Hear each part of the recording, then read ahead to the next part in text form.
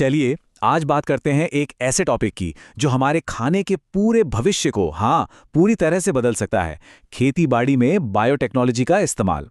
ये यूपीएससी की तैयारी करने वालों के लिए भी एक बहुत जरूरी विषय है। तो आइए इसे जरा और करीब से समझते हैं। शुरुआत करते हैं सबसे बड़े, सबसे बुनियादी सवाल से। दुनिया की आबादी लगातार बढ़ रही है, तो सवाल यह है कि इतने सारे लोगों का पेट कैसे भरेंगे, और वो भी ऐसे तरीके से जो टिकाऊ हो। यही वो चुनौती है जो हमें नई टेक्नोलॉजी की तरफ देखने पर मजबूर करती है। तो अगले कुछ मिनटों में हमारा सफर कुछ इस तरह का रहेगा।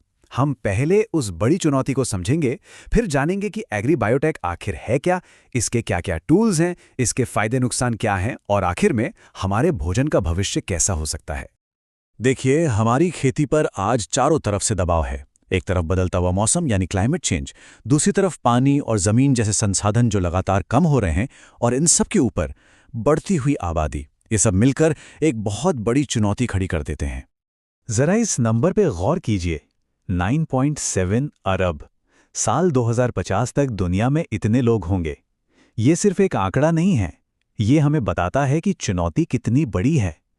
इतने लोगों का पेट भरने के लिए हमें पुराने तरीकों से आगे बढ़कर कुछ नया सोचना ही होगा। तो प्रॉब्लम तो हमें साफ साफ दिख रही है। अब बात करते हैं इसके एक संभावित समाधान की। चलिए समझते हैं कि ये कृषि जैव प्रौद्योगिकी या एग्री बायोटेक आखिर है क्या चीज। अगर इसे एकदम आसान भाषा में समझें तो ये साइंस और टेक्नोलॉजी का इस्तेमाल करके पौधों, जानवरों, यहाँ तक कि छोटे छोटे कीटाणुओं में सुधार करने का एक तरीका है। मकसद क्या है? मकसद ये है कि हमारी खेती बेहतर हो, पैदावार ज्यादा हो, फसलें ज्यादा पौष्टिक हों, और ये सब कुछ पर्यावरण को कम से कम नुकसान पहुंचाकर हो।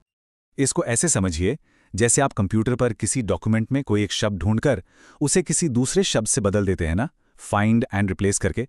बस जेनेटिक इंजीनियरिंग कुछ वैसा ही है पौधों के डीएनए के लिए। वैज्ञानिक किसी खास गुण को, मान लीजिए सूखे से लड़ने की क्षमता को, ढूंढकर उसे और बेहतर बना सकते हैं। तो चलिए अब आगे बढ़ते हैं और देखते हैं कि इस बायोटेक्नोलॉजी के पिटारे में, यानी कि टूल किट में, आज के किसानों के लिए कौन-कौन से आधुनिक औजार मौजूद हैं जो खेती का पूरा नक्शा बदल रहे हैं। ये 4 मुख्य तकनीकें हैं जो आज खेती में क्रांति ला रही हैं। जेनेटिक इंजीनियरिंग से हम फसलों में मनचाहे बदलाव ला सकते हैं, तो वहीं जैव उर्वरक और जैव कीटनाशक जमीन को स्वस्थ रखते हुए केमिकल का इस्तेमाल कम करते हैं। ये सब मिलकर पैदावार और सस्टेनेबिलिटी दोनों को बढ़ाते हैं। और इसके कुछ असल जिंदगी के उदाहरण देखें तो बात और साफ हो जाती है। जैसे बीटी कॉटन, जो खुद को कीड़ों से बचाता है, जिससे कीटनाशकों का छिड़काव बहुत कम हो जाता है। या फिर गोल्डन राइस, जिसमें विटामिन ए की मात्रा बढ़ाई गई है ताकि कुपोषण से लड़ा जा सके। ये सब जेनेटिक इंजीनियरिंग के ही तो कमाल हैं। लेकिन जैसा कि हर शक्तिशाली तकनीक के साथ होता है, इसके भी 2 पहलू हैं। ये एक दोधारी तलवार की तरह है। तो अब ये जरूरी है कि हम इससे जुड़े विवादों और चिंताओं पर भी एक संतुलित नजर डालें। इस स्लाइड पर आप देख सकते हैं, एक तरफ हैं जबरदस्त फायदे, जैसे फसल की पैदावार बढ़ना, केमिकल का इस्तेमाल कम होना। लेकिन दूसरी तरफ कुछ गंभीर चिंताएं भी हैं, जैसे क्या इसका पर्यावरण पर कोई अनचाहा असर पड़ सकता है? क्या इससे सुपर वीड्स यानी ऐसे खरपतवार बन जाएंगे जिन पर दवाइयों का असर ही ना हो? या फिर कहीं ऐसा तो नहीं कि खाने पीने की पूरी सप्लाई कुछ बड़ी कंपनियों के हाथ में चली जाएगी? दोनों ही पक्षों को समझना बहुत जरूरी है। और ये बात इस पूरी बहस का सार है, उसका निचोड़ है। असली सवाल ये नहीं है कि हमें इस टेक्नोलॉजी का इस्तेमाल करना चाहिए या नहीं। असली सवाल ये है कि हमें इसका इस्तेमाल कैसे करना चाहिए, किन नियमों के साथ, कितनी सावधानी से और कितनी जिम्मेदारी से। तो अब हम इस चर्चा के आखिरी पड़ाव पर हैं। चलिए देखते हैं कि बायोटेक्नोलॉजी के साथ हमें भविष्य में किस रास्ते पर आगे बढ़ना चाहिए। तो इस पूरी चर्चा से जो मुख्य बातें हमें समझनी हैं वो ये हैं। पहली, बायोटेक खेती की बड़ी चुनौतियों से निपटने के लिए हमें बहुत सटीक टूल्स देती है। दूसरी, इसके फायदे और नुकसान दोनों हैं और दोनों ही काफ़ी गंभीर हैं।